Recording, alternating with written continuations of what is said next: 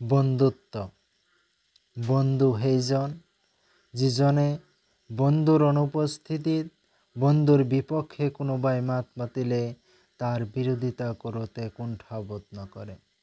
বন্ধু সেইজন যিজনে বন্ধুৰ দুখ কষ্টৰ ভাগ ল'বলৈ বন্ধুৰ ছাঁৰ দৰে কাষতেই থাকে।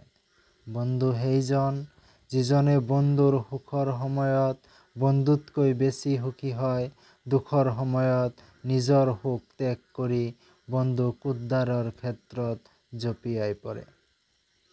বন্ধু সেইজন যিজনে বন্ধুৰ মাতৰ অপেক্ষাত নিজৰ কৰ্ণ থিয় কৰি ৰাখে, মাত শুনাৰ লগে লগে প্ৰাকৃতিক দুৰ্যোগক নেওচি বন্ধুৰ কাষত গৈ থিয় দিয়ে। বন্ধু সেইজন যিজনৰ লগত মন খুলি কথা ক'ব পাৰি, যিজনৰ লগত কথা কওঁতে হিচাপ কৰিব লগা নহয়। বন্ধু মানে সময় অতিবাহিত কৰা নহয়, বন্ধুৰ সময়ৰ মূল্য দিয়াটোৰ নাম বন্ধুত্ব। প্ৰকৃত বন্ধু সেইজন যিজনে নিজৰ আপোনজনক হাঁহি মুখে পাহৰিব পাৰে, কিন্তু বন্ধুৰ অনুপস্থিতিক পাহৰিব নোৱাৰে। প্ৰকৃত বন্ধুক পৰিত্যাগ কৰা উচিত নহয়, কিয়নো পানী যিমানেই বেয়া হওক জুই দমন কৰাত তাৰেই প্ৰয়োজন হয়।